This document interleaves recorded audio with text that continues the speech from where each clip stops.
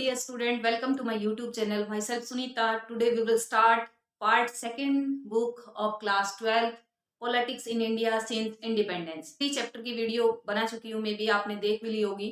अब हम स्टार्ट करते हैं पार्ट सेकंड का चैप्टर नंबर फर्स्ट। जो चैप्टर फर्स्ट है, challenges of nation building. Challenges, इस चैप्टर में हम पढ़ेंगे कि जो इंडिया है वो इंडिपेंड हुआ उसके बाद किस तरह से चैलेंजेस आए, किस तरह से रिफ्यूजी प्रॉब्लम क्रिएट हुई, किस तरह से डिसइंटीग्रेट जो हमारा स्टेट थे वो डिसइंटीग्रेट और उनको इंटीग्रेट किया गया, किस तरह से लैंग्वेज पॉलिसी के लिए प्रॉब्लम क्रिएट हुई, किस पर्सन ने इसके लिए रोल में जो मेन रोल प्ले किया था वो किस पर्सन ने किया था। Let's start this chapter. 15 अगस्त मिडनाइट पंडित जवाहरलाल नेहरू ने एक स्पीच दी। उस स्पीच का नेम रखा गया trust with destiny. Trust with destiny speech से पंडित जवाहरलाल नेहरू ने अपने इंडिपेंडेंट कंट्री को स्टार्ट किया। अब सभी लोग इतने खुश हो रहे थे कि आज से हम इंडिपेंडेंट हो चुके हैं, लेकिन सबके मन में एक फियर भी था कि इंडिपेंडेंट तो हो गए बट अब आगे क्या होगा। तो अब कंट्री इंडिपेंडेंट हुआ बट फिर भी कंट्री में प्रॉब्लम क्रिएट हुई, कंट्री में जो चैलेंजेस थे वो क्रिएट हुए। तो जो चैलेंजेस क्रिएट हुए, जो 3 चैलेंजेस क्रिएट हुए आफ्टर पार्टीशन ऑफ इंडिया या after independence of India. First is to shape a nation. Country independent हो चुका था लेकिन प्रॉब्लम थी कंट्री को शेप देने की। अब शेप कैसे दी जा रही थी, मींस जो पार्टीशन हो गया था, अभी तक जो एक कंट्री था इंडिया और पाकिस्तान, अब उसके टुकड़े हो चुके थे। जो ब्रिटिश इंडिया था, ब्रिटिश इंडिया इट मीन जब तक ब्रिटिशर्स की कॉन्क्यूरिंग थी तो वो इंडिया कैसा था, ब्रिटिश इंडिया था। अब ब्रिटिशर्स यहाँ से चले गए लेकिन जाते जाते वो कंट्री के 2 पार्ट कर गए। जो हिंदू और मुस्लिम थे उनको अलग अलग करके चले गए। अब जैसे ही कंट्री का पार्टीशन हुआ, कंट्री में जो एक तरह से स्कैटर्ड हो गया था पूरा कंट्री, अब उसको कैसे बाइंड करना था, उस कंट्री को कैसे शेप देनी थी, वो प्रॉब्लम लीडर्स के सामने आई। सेकेंड पॉइंट आता है टू स्टैब्लिश डेमोक्रेसी। अब कंट्री में इतने सालों से ब्रिटिश का रूल चल रहा था, इतने सालों से उनकी कॉन्क्यूरिंग चल रही थी। अब अचानक से कंट्री एकदम से दूसरों के हाथों से निकल के आया। अब रूल और रेगुलेशन किस तरह किया जाए, डेमोक्रेसी कैसे सेटअप की जाए, किस तरह की गवर्नमेंट बनाई जाए, किस तरह हर पीपल को राइट टू वोट दिया जाए और कैसे parliamentary form of government establish की जाए। ये पार्लियामेंट्री फॉर्म ऑफ गवर्नमेंट क्या होती है, जो प्रेसिडेंटल गवर्नमेंट होती है उसमें कंप्लीट कॉन्क्यूरिंग प्रेसिडेंट की होती है, और पार्लियामेंट्री फॉर्म ऑफ गवर्नमेंट में प्रेसिडेंट नॉमिनल हेड होता है और एक्चुअल पावर होती है पीएम के पास। तो इंडिया ने कौन सी फॉर्म को एक्सेप्ट किया, पार्लियामेंट्री गवर्नमेंट को। अब इंडिया इंडिपेंडेंट हो गया लेकिन प्रॉब्लम ही प्रॉब्लम क्रिएट हो रही थी। अब हमने इसमें जो 3 मेन चैलेंजेस है वो मेन प्रॉब्लम क्रिएट हुई थी। तो first to save a nation, second to establish democracy. Democracy, democracy का मीन्स क्या होता है, rule by the common people. कि अब लीडर्स थे वो क्या सोच रहे थे कि ऐसा रूल रेगुलेशन स्टार्ट करें कि जिसमें कॉमन पीपल की पार्टिसिपेशन कंपलसरी हो, कॉमन पीपल अपना रोल प्ले करे, अपने रिप्रेजेंटेटिव चूज करे और वो गवर्नमेंट को सेट करे। लेकिन उसके लिए रूल रेगुलेशन बनाना, उसके लिए प्रोसेस करना, ये बहुत ही टफ काम था, इतना इजी काम नहीं था। तो ये भी एक चैलेंज कंट्री के सामने आया। देन आता है third, to ensure the development and well being of the entire society. Development कि जो कंट्री इतने सालों तक दूसरे कंट्री के अंडर में था, कॉलोनी बना हुआ था, एक्सप्लॉयटेशन कर लिया गया था, अब उस कंट्री को अपनी डेवलपमेंट करनी थी। कैसे डेवलपमेंट करे कि एक्सप्लॉयड कंट्री किस तरह से अपने अपने आप को अपलिफ्ट करे, और जो हमारी लोअर कास्ट थी या जो बिल्कुल डिप्रेस्ड क्लासेस थी उनको किस तरह से अपलिफ्ट किया जाए, उनको भी इक्वल रिप्रेजेंटेशन दिया जाए। जो अभी तक बिल्कुल डिप्रेस किए जा रहे थे, जब ब्रिटिश इंडिया था, ब्रिटिशर्स की कॉन्क्यूरिंग थी, तब तक उन्होंने किसी भी इंडियन पीपल को प्रोग्रेस नहीं करने दी थी। तो अब किस तरह से कॉमन पीपल अपने आप को अपलिफ्ट करे, गवर्नमेंट कौन से एफर्ट्स करे, लीडर कौन से एफर्ट करे कि जिससे हर पर्सन को इक्वल राइट मिले, इक्वल रिप्रेजेंटेशन मिले। तो ये 3 चैलेंजेस बहुत बड़े चैलेंजेस थे जो अब हमारे कंट्री के सामने खड़े हुए थे। लीडर्स प्रॉब्लम में थे कि किस तरह से हम कंट्री को रन करें, कैसी गवर्नमेंट सेटअप करें, किस तरह बाइंड करें सेक्युलर कंट्री और दूसरा कि कंट्री के अंदर इतने different different culture, different different languages, किस तरह उसको बाइंड करना है, ये प्रॉब्लम कंट्री में लीडर्स के सामने आई। नेक्स्ट आता है partition, displacement and rehabilitation. Partition हो गया, डिस्प्लेसमेंट, पार्टीशन कैसे हुआ, जब 15 अगस्त को इंडिया इंडिपेंड हुआ, जब 14 और 15 की मिडनाइट को स्पीच दी गई ट्रस्ट विद डेस्टिनी, उस टाइम एक कंट्री इंडिपेंड नहीं हुआ था, दो कंट्री इंडिपेंड हुए थे, एक इंडिया, दूसरा पाकिस्तान। जो ब्रिटिश भारत था उसके टू पार्ट हो गए थे, जो अब तक ब्रिटिश भारत कहलाता था, जो ब्रिटिश इंडिया कहलाता था, उसके टू पार्ट हो गए, एक इंडिया और दूसरा पाकिस्तान। हिंदू मुस्लिम टू कम्युनिटी बन चुकी थी, पार्टीशन हो गया था। अब तक जो दो भाई थे उनका पार्टीशन हो चुका था, वो सेपरेट हो चुके थे। किस तरह से ब्लडी पार्टीशन हुआ था ये आप सबको पता है, क्योंकि बहुत सारी ऐसी फिल्में बनाई गई है जो पार्टीशन के टाइम की, तो आपने सभी ने देखी होगी कि किस तरह से पार्टीशन के टाइम कितने सारे यॉट्स हुए थे, बहुत सारे लोगों को मार दिया गया था। जब ब्रिटिशर्स यहाँ से गए तो मुस्लिम लीग, जो मुस्लिम लीग पार्टी किसकी थी, मुसलमानों की थी। हिंदू की कौन सी थी, कांग्रेस थी। मुसलमानों की कौन सी थी, मुस्लिम लीग थी। मुस्लिम लीग की डिमांड हो चुकी थी कि हमें तो सेपरेट कंट्री चाहिए, क्योंकि इंडिया में हिंदू मेजोरिटी थी, मुस्लिम माइनॉरिटी पीपल थे। जिससे ब्रिटिशर्स यहाँ से जाने लगे, तब उन्होंने जो मुसलमान थे उनसे कह दिया था कि आप अपने सेपरेट कंट्री की डिमांड कर दो तो आपका सेपरेट कंट्री बन जाएगा। तो इसलिए जो मुस्लिम लीग थी उसने टू नेशन थ्योरी, अब ये टू नेशन थ्योरी ये आपका यहाँ से क्वेश्चन भी बनता है, 1 मार्क्स का क्वेश्चन बनता है कि जो टू नेशन थ्योरी है ये कौन सी पार्टी ने इसकी डिमांड की थी और उस पार्टी के लीडर कौन थे। तो इस पार्टी की डिमांड की थी मुस्लिम लीग ने, और मोहम्मद अली जिन्ना उसके लीडर थे। मुस्लिम लीग ने टू नेशन थ्योरी मीन्स एक साइड हिंदू और दूसरी side Muslims. It means according to Muslims की जो इंडिया है, ब्रिटिश इंडिया है, इसके टू पार्ट है, एक है हिंदू, दूसरे हैं मुस्लिम। इट मीन्स ये एक कंट्री नहीं है, इसमें एक कम्युनिटी नहीं रहती, यहाँ पर टू कम्युनिटी रहती है, हिंदू और मुसलमान। तो इसका पार्टीशन होना कंपलसरी है, इसलिए उन्होंने डिमांड की टू नेशन थ्योरी की, we want separate country. Next topic आता है प्रोसेस ऑफ पार्टीशन, कि पार्टीशन, जब किसी भी चीज का पार्टीशन होता है तो वो भी एक प्रोसेस से होता है, कि ऐसा है नहीं कि एक ने कह दिया कि हम तो ये लेंगे तो दूसरा कह देगा ठीक है तुमने ये छोड़ दिया हम इसको ले लेंगे, इस तरह नहीं होता है। प्रोसेस ऑफ पार्टीशन यानी कि जब ये डिक्लेयर हो गया था कि टू पार्ट बनेंगे कंट्री के, एक पार्ट कहलाएगा हिंदुस्तान और दूसरा पाकिस्तान, तो अब ये तय किया गया कि कौन सा एरिया कौन लेगा। तो इसमें सबसे पहले ये ऐसा एरिया कोई नहीं था कि जहाँ स्पेसिफिक ओनली मुसलमान रहते हो या स्पेसिफिक ओनली हिंदू रहते हो। तो ये आइडिया लगाया कि जिस पार्ट में मेजोरिटी ऑफ हिंदू हिंदुस्तान होगा, मेजोरिटी ऑफ मुस्लिम पाकिस्तान होगा। तो पाकिस्तान की एक एरिया नहीं था कि इस एरिया में, कोई भी एरिया ऐसा नहीं था कि इसमें ओनली मुस्लिम रहते हो। तो उसके लिए क्या किया गया, एक साइड वेस्ट और दूसरी साइड ईस्ट।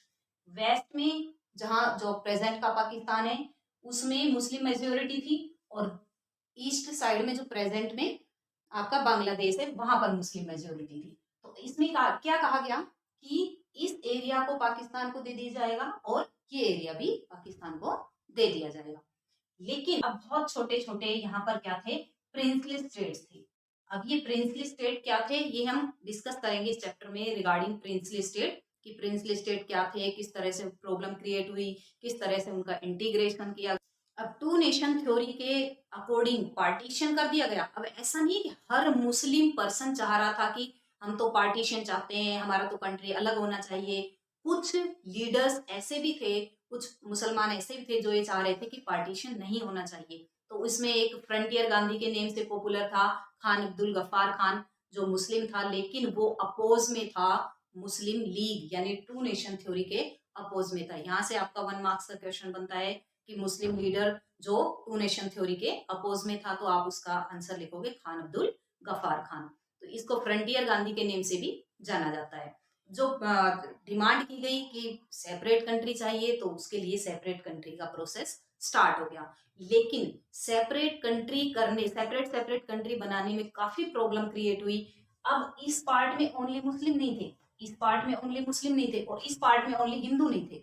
तो अब उसके लिए क्या किया गया, फॉर एग्जाम्पल यहाँ पर जो हिंदू पीपल थे, यहाँ पर हिंदू पीपल थे, अब उनको यहाँ से भागना पड़ा, और जो यहाँ पर मुस्लिम पीपल थे उनको इधर जाना पड़ा। तो इतनी बड़ी प्रॉब्लम क्रिएट हुई कि ऐसे पर्सन जो अपने एरिया में रह रहे थे, आज वो अपने ही जगह पर फॉरेनर बन गए, अपनी जगह पर एक विदेशी बन के बैठ गए, कि हम उनको ये नहीं पता था रात को कि मॉर्निंग में हमारे साथ क्या होगा, हम अपने घर में रह पाएंगे या नहीं। तो उस टाइम की इतनी ड्रास्टिक सिचुएशन थी कि जिसका आइडिया लगाते भी हमें डर लगा। टू एरियाज ऐसे थे जिसमें सबसे ज्यादा प्रॉब्लम क्रिएट हुई थी ड्यूरिंग पार्टीशन। एक तो आपका आ जाएगा बंगाल और एक पंजाब में, एक पंजाब एरिया, दूसरा बंगाल एरिया। इसमें सबसे ज्यादा ड्रास्टिक सिचुएशन या एक पेनफुल पार्टीशन हुआ था, और ये दो एरिया जो आपके मैप के क्वेश्चन में भी आते हैं। अब जिस टाइम पार्टीशन हुआ उस टाइम लोगों को ये कह दिया गया कि आपके पास इतने घंटे, आप अपने घर को खाली करके चले जाओ, अदरवाइज आपको मार दिया जाएगा। तो उस टाइम लीडर्स के सामने इतनी प्रॉब्लम क्रिएट हुई, हर पर्सन फियर में था कि पता नहीं अगले सेकंड क्या हो जाए। Next topic is consequences of partition. Consequences, result, partition हो गया, इंडिया और पाकिस्तान टू पार्ट हो गए, ब्रिटिश इंडिया के टू पार्ट हो चुके थे, एक हिंदुस्तान दूसरा पाकिस्तान। इसकी क्या कॉन्सिक्वेंसेज है, इसके क्या रिजल्ट आए? एक ब्लडी पार्टीशन जिसमें एक दूसरे को लोग मारने लगे, हिंदू को मुस्लिम, मुस्लिम को हिंदू। इवन बहुत सारे पीपल ने तो अपनी बहू बेटियों को अपना ऑनर बचाने के लिए घर की जो लेडीज थी उनको मार दिया।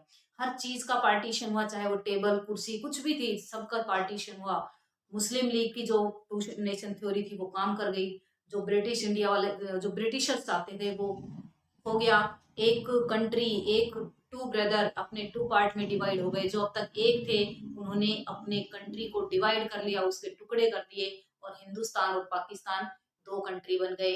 और ये प्रॉब्लम कोई छोटी प्रॉब्लम नहीं थी, इसके लिए लाखों लोगों को मरना पड़ा, काफी लाखों लोगों को रिफ्यूजी होना पड़ा, जिनके पास कोई घर नहीं थे, कोई शेल्टर नहीं था। इवन उनके जो सर्वाइवल के जो मीन्स थे वो भी उनसे छिन चुके थे। इतनी सारी सिचुएशन क्रिएट हुई तो इंडिया में, इंडियन कॉन्स्टिट्यूशन में एक सेक्युलर वर्ड को रखा कि होंगे ऑल रिलीजन आर इक्वल, इसलिए क्या वर्ड यूज किया गया, सेक्युलर वर्ड को यूज किया गया कॉन्स्टिट्यूशन प्रिपेयर करने के टाइम।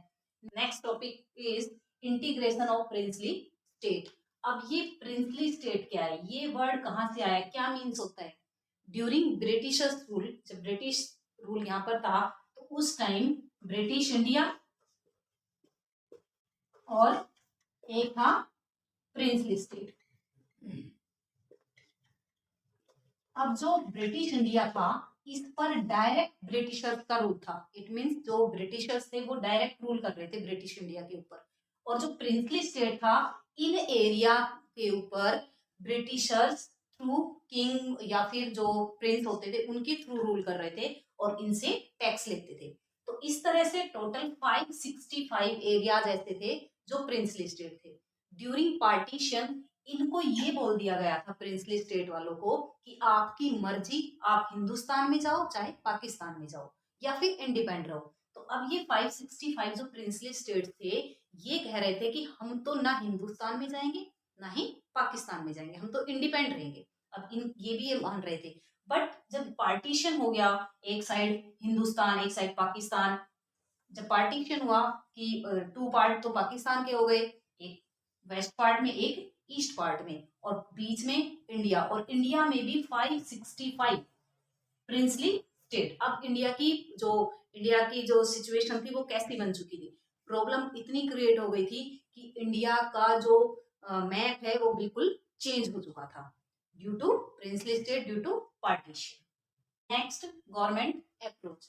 जो मुस्लिम थे, जो मुसलमानों की पार्टी थी मुस्लिम लीग, अकॉर्डिंग टू मुस्लिम लीग कि इनको बिल्कुल इंडिपेंड कर दो, ये अलग अपना पार्ट रखेंगे, 565 जो प्रिंसली स्टेट है वो इंडिपेंडेंट रहेंगे।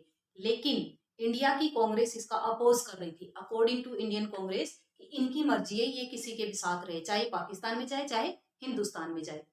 बट ये जो प्रिंसली स्टेट थे ये हिंदुस्तान में आना चाहते थे। उसका रीजन क्या था, एक तो हिंदुस्तान की जो गवर्नमेंट थी उसकी लिबरल पॉलिसीज, और दूसरा वो अपनी यूनियन में उसको मर्ज करने के बाद भी स्पेशल ऑटोनॉमी दे सकते थे। स्पेशल ऑटोनॉमी जैसे आपका पता ही है रिगार्डिंग कश्मीर के बारे में 70 के इंटर में उसको स्पेशल ऑटोनॉमी दे रखी थी। तो इसलिए जो प्रिंसली स्टेट थे वो इंडिया में मर्ज होना चाहते थे, पाकिस्तान में मर्ज नहीं होना चाहते थे। बट पाकिस्तानी क्या चाह रहे थे कि ये इंडिपेंडेंट रहे, इंडिया में पार्टिसिपेट ना करे, इंडिया में मर्ज नहीं हो। तो इसके लिए इनको मर्ज करने के लिए, क्योंकि जो इंडिया का जो मैप है वो बिल्कुल बिगड़ चुका था। इंडिया के मैप की जो फेस देखते या इंडिया का मैप को देखे तो बहुत बुरी हालत हो चुकी थी, उसमें 565 पार्ट अलग हो चुके थे। तो इनको मर्ज करने के लिए सबसे ज्यादा जो एफर्ट्स किए, सबसे ज्यादा जो मेहनत की, तो उसके लिए लीडर थे सरदार वल्लभ भाई पटेल। तो ये आपका 1 मार्क्स का क्वेश्चन बन सकता है कि इंटीग्रेशन ऑफ प्रिंसेस स्टेट सबसे ज्यादा एफर्ट्स किस लीडर ने किए, तो सरदार वल्लभ भाई पटेल ने। सरदार वल्लभ भाई पटेल ने इन 565 जो प्रिंसली स्टेट थे इनको मर्ज करने के लिए दिन रात एफर्ट करना स्टार्ट कर दिया। इवन उन्होंने एक लेटर प्रिपेयर किया, उस लेटर का नेम था इंस्ट्रूमेंट ऑफ एक्सेशन। ये भी इंपॉर्टेंट है, इंस्ट्रूमेंट ऑफ एक्सेशन। उस लेटर का नेम रखा जिसके ऊपर सिग्नेचर करवाए प्रिंसली स्टेट्स के, कि जो प्रिंसली स्टेट के लीडर्स थे उनके सबके सिग्नेचर करवाए कि आप इंडिया का पार्ट बनोगे, और उन्होंने सिग्नेचर भी किए। ओनली कुछ प्रिंसली स्टेट जो मना कर रहे थे, रिफ्यूज कर रहे थे कि हम पार्ट नहीं बनेंगे इंडिया के, जूनागढ़, हैदराबाद, कश्मीर एंड मणिपुर। ये पार्ट ऐसे थे जो प्रॉब्लम क्रिएट कर रहे थे, जो रिफ्यूज कर रहे थे कि हम नहीं चाहते कि हम इंडिया का पार्ट बने, we want separate states. But इनमें से सारे मर्ज हो गए, ओनली इसने मना कर दिया कि हमें तो स्पेशल ऑटोनॉमी चाहिए, और इनको स्पेशल ऑटोनॉमी भी मिली आर्टिकल 370। प्रिंसली स्टेट्स बहुत सारी प्रॉब्लम क्रिएट कर रहे थे। उन प्रिंसली स्टेट में लाइक हैदराबाद, जूनागढ़, मणिपुर, कश्मीर, ये प्रिंसली स्टेट जिन्होंने रिफ्यूज कर दिया था कि हम इंडिया का पार्ट या फिर पाकिस्तान का पार्ट नहीं बनेंगे। लेकिन जो जूनागढ़ है प्रेजेंट टाइम में वो पार्ट ऑफ गुजरात है। जूनागढ़ का जो रूलर था वो मुस्लिम था, और वहां की जो पॉपुलेशन थी वो हिंदू थी। तो जो पॉपुलेशन थी वो चाहती थी कि हम इंडिया का पार्ट बने, जबकि रूलर नहीं चाह रहा था कि हम इंडिया का पार्ट बने। तो क्या किया, वहां पर रेफरेंडम कराया गया। अब ये रेफरेंडम होता है कि जिसमें कॉमन पीपल की बातों को जाना जाता है कि इनके मन में क्या है, ये क्या चाहते हैं। तो उनसे जो रेफरेंडम कराया गया, उस रेफरेंडम में क्लियर हो गया कि ये इंडिया का पार्ट बनना चाहते हैं, और जो जूनागढ़ था वो इजीली इंडिया का पार्ट बन गया। आफ्टर दैट जिन्होंने सबसे ज्यादा प्रॉब्लम क्रिएट की या जिसके पास सबसे लार्ज एरिया था, वो कौन सा आता है आपका, हैदराबाद। हैदराबाद जो प्रिंसली स्टेट था, इसमें कौन कौन से एरियाज आते थे, महाराष्ट्र, कर्नाटका और आंध्र प्रदेश। तो ये कंप्लीट एरिया हैदराबाद के अंडर था, और हैदराबाद एक लार्जेस्ट प्रिंसली स्टेट था। लार्जेस्ट प्रिंसली स्टेट का रीजन कि इसके पास इतने जो अब हम देखते हैं कि यहाँ पर स्टेट क्रिएट हो चुके हैं, तो उसमें वो पार्ट कंप्लीट हैदराबाद के पास था। जो हैदराबाद का लीडर था या हैदराबाद का रूलर था, उसको निजाम बोलते थे, क्योंकि जो रूलर था उसको एक तरह का टाइटल दिया गया था, निजाम। जो निजाम था उसके पास इतनी ज्यादा प्रॉपर्टी थी कि वो वर्ल्ड में रिचेस्ट पर्सन में काउंट होता था। उसके पास ज्यादा प्रॉपर्टी होने के रीजन से वो एक टाइप का डिक्टेटर पर्सन भी बन चुका था। उसकी डिक्टेटरशिप के रीजन से वहां के कॉमन पीपल उससे परेशान थे। वो हर तरह से ये दुखी थे कि क्योंकि उसके रूल रेगुलेशन उनके फेवर में नहीं होते थे। जब इंडियन गवर्नमेंट ने निजाम से सिग्नेचर करने के लिए कहा, तो इसने बिल्कुल मना कर दिया। इवन वो स्टैंड स्टिल हो गया नवंबर 1947 में कि ना मुझे पार्ट ऑफ इंडिया बनना है, ना मुझे पार्ट ऑफ पाकिस्तान बनना है।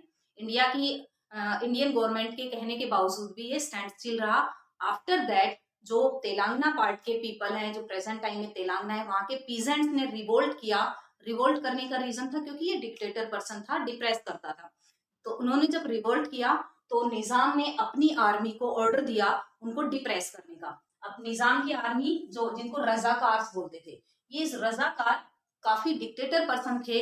इवन इन्होंने उन लोगों को इतना परेशान किया, मारा पीटा, और जो लेडीज थी उनको पकड़ के उनके साथ फोर्सफुली रेप किया। तो रजाकार को डिप्रेस करने के लिए, रजाकार कुचलने के लिए इंडिया की आर्मी आई और उन्होंने वहां के लोगों की हेल्प की, और जो रजाकार थे, निजाम की आर्मी थी, उसको सरेंडर करना पड़ा। निजाम हार मान चुका था और निजाम ने जो इंडियन के इंस्ट्रूमेंट एक्सेशन जो लेटर था उसके ऊपर सिग्नेचर किया और पार्ट ऑफ इंडिया बन गया। नेक्स्ट आता है मणिपुर। मणिपुर का जो किंग था महाराजा बोधचंद्र सिंह। महाराजा बोधचंद्र सिंह ने जब इंस्ट्रूमेंट एक्सेशन बनाया सरदार वल्लभ भाई पटेल ने उसी टाइम सिग्नेचर कर दिए थे कि हम आपके साथ रहेंगे, लेकिन हमें ऑटोनॉमी चाहिए, इंटरनल ऑटोनॉमी। इट मीन्स हमें स्पेशल ऑटोनॉमी मिलेगी, हम अलग से रहेंगे, वैसे पार्ट ऑफ इंडिया रहेंगे। लेकिन वहां पर लोगों की डिमांड हुई कि हमें इलेक्शन करवाने हैं, हमें यहाँ पर कॉन्स्टिट्यूशनल मोनार्की चाहिए, ओनली रूलर जो किंग रूल है वो नहीं चाहिए। उसके बाद वहां पर स्टेट असेंबली के इलेक्शन कराए गए और वो कब हुए? जून 1948। First time universal adult franchise के ऊपर वहां पर इलेक्शन हुए। ये आपका 1 मार्क्स का क्वेश्चन यहाँ से बनता है कि इंडिया का ऐसा कौन सा स्टेट है जहां पर first time universal adult franchise को एक्सेप्ट किया गया था। तो आपका आंसर आ जाएगा मणिपुर। तो जून 1948 में इलेक्शन हुए और स्टेट असेंबली की फॉर्मेशन हुई। अब जो स्टेट असेंबली थी वो और वहां का जो रूलर था, इट मीन्स राजा बोधचंद्र, वो बिल्कुल उनके जो आइडियाज थे वो डिफरेंट थे। अब इंडिया की गवर्नमेंट ने राजा बोधचंद्र को कहकर सिग्नेचर करवा लिए और उनकी ऑटोनॉमी को खत्म कर दिया। अब जब उनकी ऑटोनॉमी खत्म हुई तो वहां की स्टेट असेंबली को जब पता चला तो वो नाराज हुए। उन्होंने कहा कि अब हमारा भी रूल है, हमारा भी आपके साथ इक्वल पार्टिसिपेशन था, आप लोगों ने हमसे क्यों नहीं पूछा। और राजा बोधचंद्र और स्टेट असेंबली थी उनमें काफी डिस्प्यूट हुआ।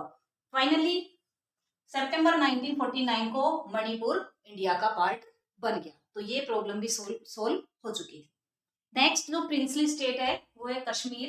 कश्मीर का जो रूलर था उस time during independence, Hindu ruler जिसका नाम था किंग हरि सिंह। तो जो किंग हरि सिंह था वो ये नहीं चाह रहा था कि मैं इंडिया का पार्ट बनूं। उसने मना कर दिया, रिफ्यूज कर दिया कि हम इंस्ट्रूमेंट एक्सेशन पर सिग्नेचर नहीं करेंगे। लेकिन वहां के जो शेख अब्दुल्ला थे, शेख अब्दुल्ला किस पार्टी के लीडर थे? नेशनल कॉन्फ्रेंस पार्टी के लीडर थे। तो नेशनल कॉन्फ्रेंस जो पार्टी थी ये सेक्युलर ऑर्गेनाइजेशन था, ये किसी रिलीजन से रिलेटेड नहीं था। तो महाराजा हरि सिंह क्या चाहते थे? इंडिया का पार्ट नहीं बनना चाह रहे थे, जबकि शेख अब्दुल्ला चाह रहे थे कि राजा हरि सिंह अपनी पोस्ट को छोड़ दे, अपना जो रूल है वो छोड़ दे और यहाँ पर इलेक्शन हो।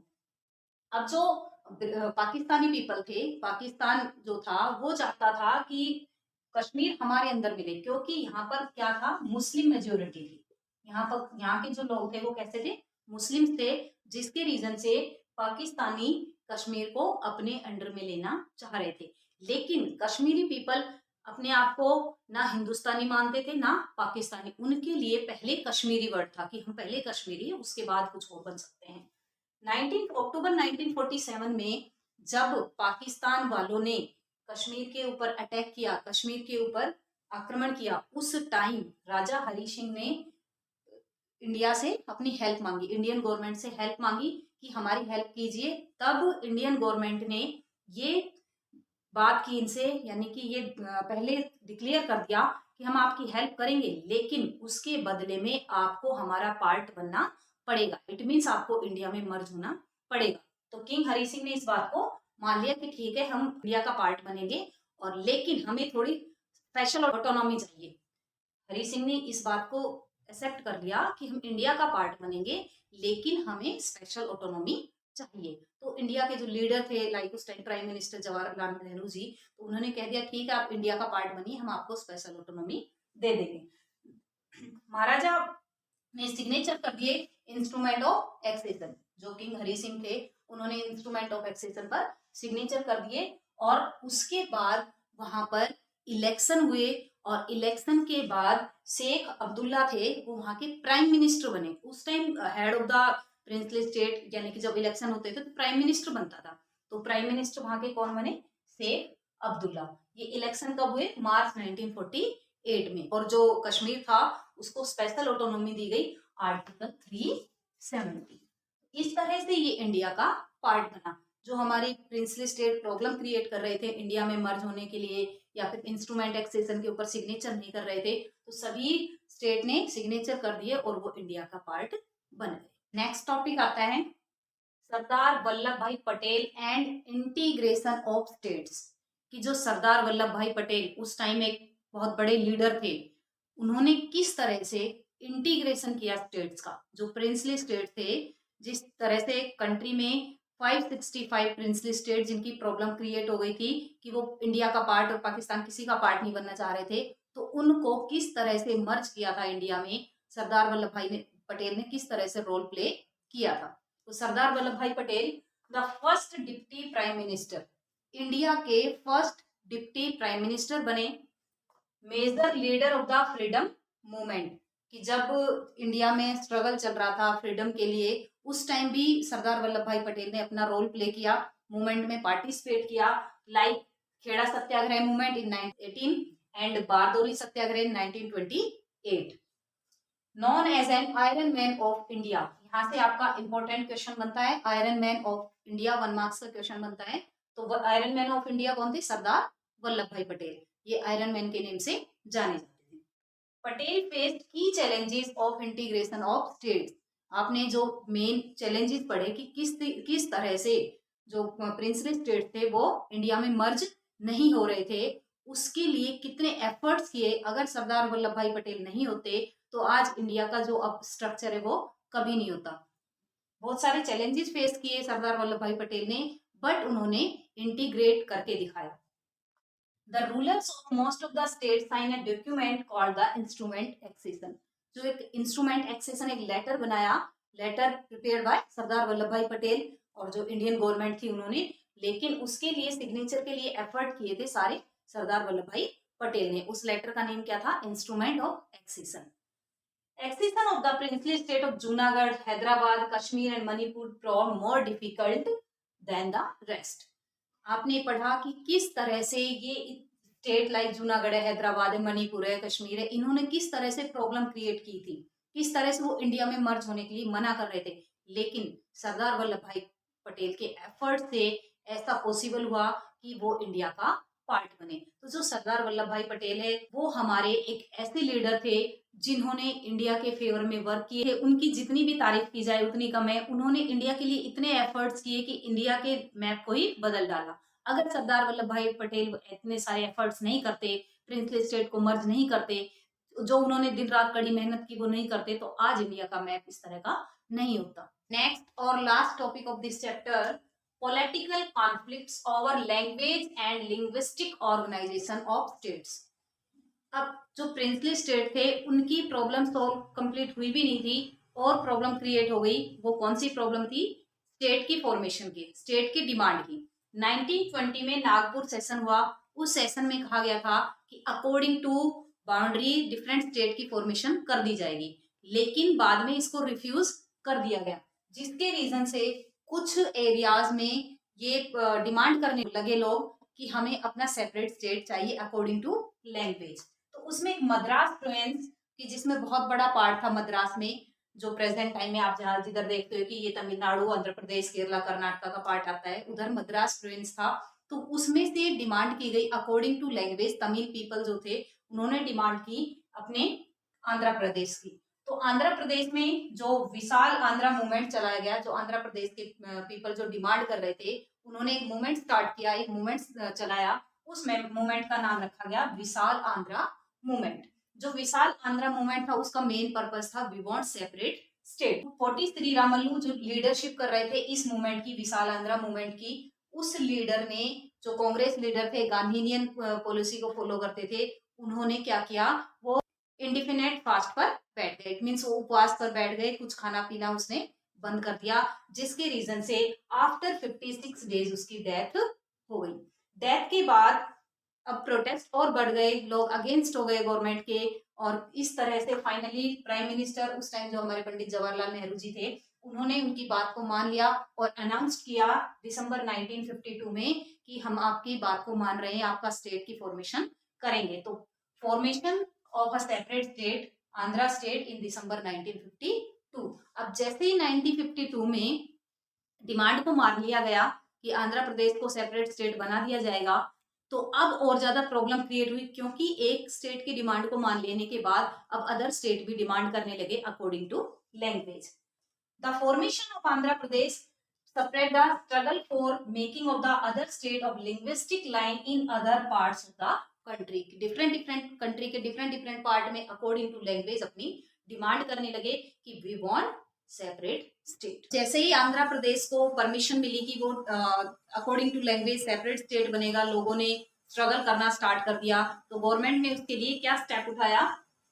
These struggle forced the central government into appointing a state reorganization commission in 1953। 1953 में एक रीऑर्गेनाइजेशन कमीशन बनाया गया, यानी कि जो स्टेट को दोबारा से क्रिएट करने के लिए अकॉर्डिंग टू लिंग्विस्टिक बेसिस एक कमीशन बनाया 1953 में, to look into the question of redrawing of the boundaries of the state. State की बाउंड्री को रीड्राइंग करने के लिए, क्योंकि उस टाइम जो स्टेट थे उनके अलावा और स्टेट बनाने के लिए, क्योंकि डिमांड कर रहे थे लोग अकॉर्डिंग टू लैंग्वेज बेसिस।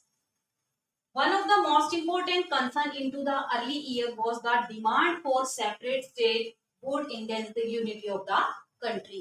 लेकिन जो ये सेपरेट स्टेट की डिमांड थी, लोग अकॉर्डिंग टू लिंग्विस्टिक बेसिस अपना सेपरेट स्टेट बनाने की डिमांड कर रहे थे, ये कहीं कंट्री के लिए खतरा पैदा ना हो जाए। तो अब बेसिस ऑफ रिपोर्ट जो 1953 में एक रिपोर्ट तैयार की गई, उसके बेसिस के ऊपर स्टेट रीऑर्गेनाइजेशन एक्ट भी पास हुआ इन 1956 में। 1956 में एक्ट पास कर दिया गया on the basis of this report. और ड्यूरिंग 1956 टोटल 14 स्टेट्स थे एंड 6 यूनियन टेरिटरीज थी।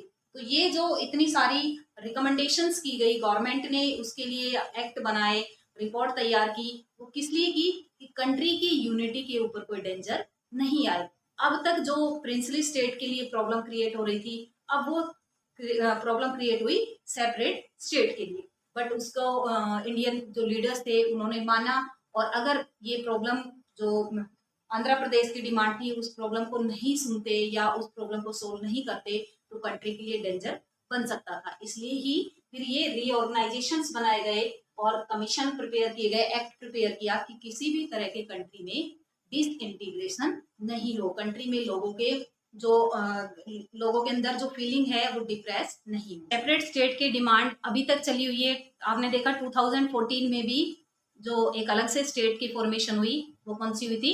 तेलंगाना की।